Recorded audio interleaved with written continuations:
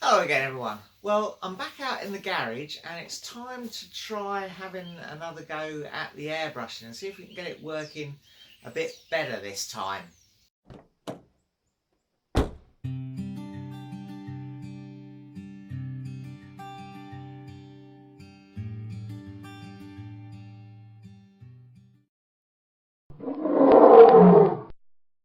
Now everything has had a good long soak in that airbrush cleaner, so let's put it all back together. Now I'm also going to make sure there's no water in my water trap. That's pretty empty. Also make sure that there's no water in the reservoir itself.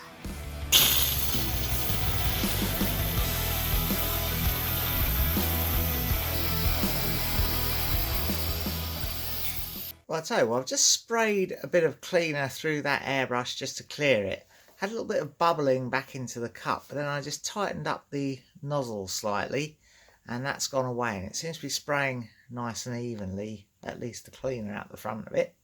And I've got myself a bit of cardboard with two vertical lines on it, so I'm just going to see if that can, or if I can, consistently get the paint on and off as I go across those lines, just to see if I've fixed the problem.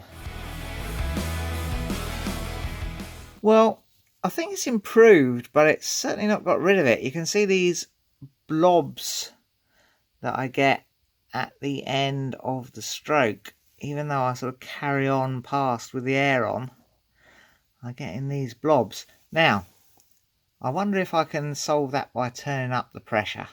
So we're actually at 30 psi at the moment, dropping to sort of 25-ish when we put the air on. So let's whack her down or up.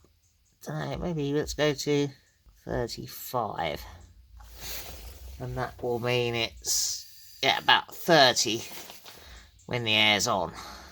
Right, got another pair of lines there. Let's give that a try.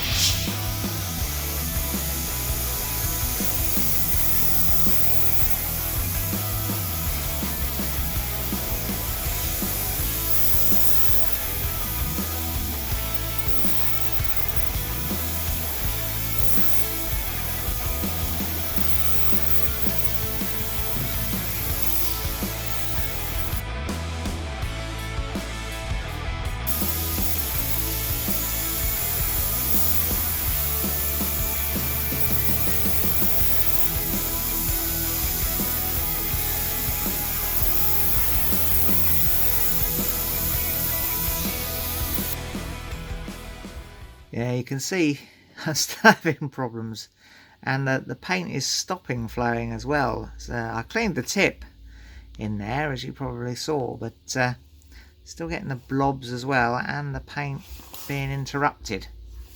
Now actually this is paint that I mixed last week in the little pot here, so maybe let's try some fresh paint so we're absolutely sure that's not the problem. Right, let's give this a shot.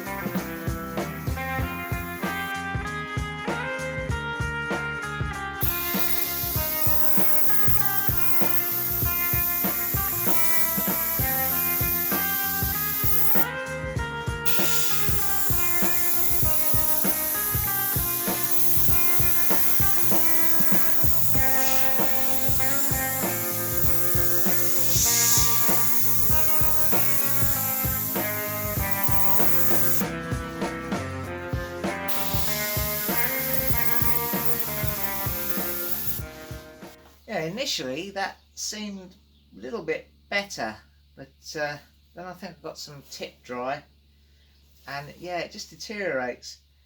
I wonder if it really is probably too cold out here in the garage. Yeah, the temperature here at the moment is about 7 degrees, so it's below 10. It's probably a little bit colder than last weekend.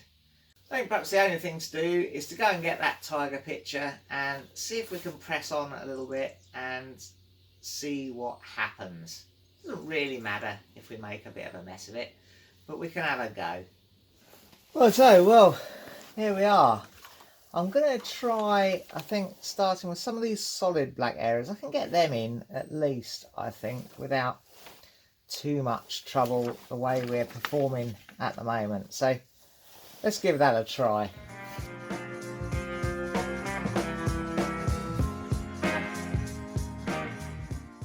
Well chaps, that is making a hell of a mess. I think it's just too cold out here for the airbrush. I think it's okay, fine if you're doing stenciling things where you can just keep going over and it doesn't really matter, you don't really need much control.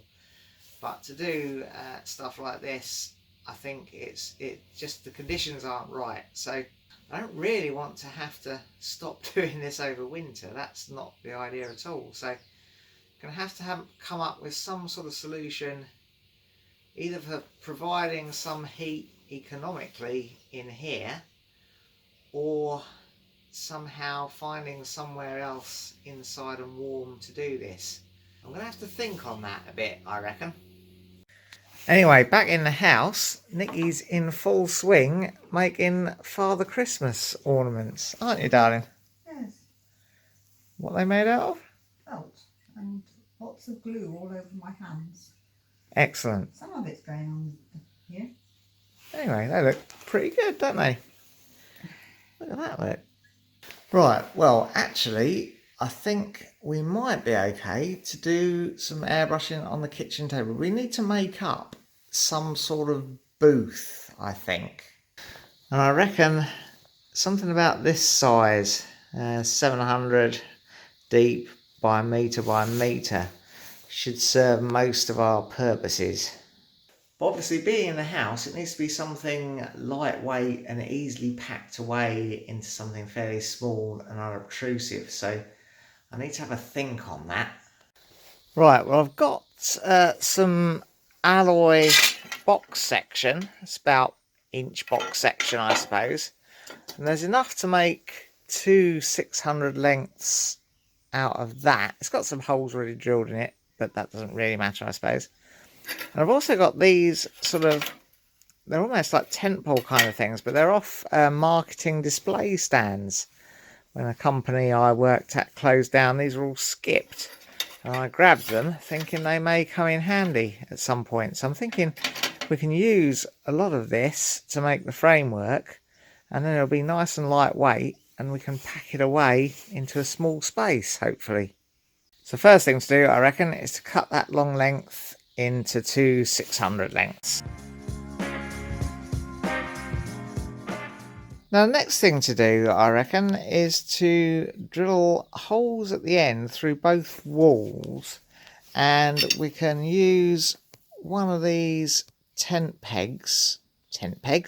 pole things to go through the holes to make the uprights, I reckon.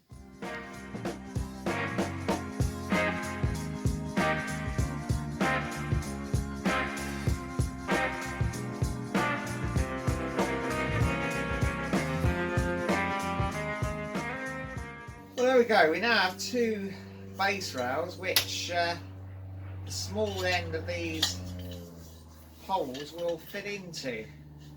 So that's a good point to start from, I think. What I might do is look for some little feet we can put on here to help stabilise it. Well, someone's on our way round to see us, so it's time now to pack away the garage and go back indoors.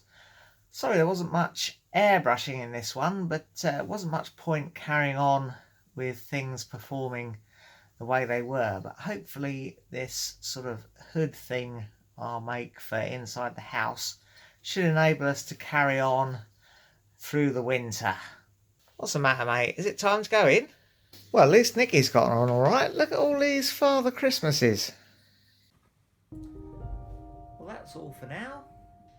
If you enjoyed it, press like. Subscribe if you want to see some more. And ring the bell to be notified when we upload something new.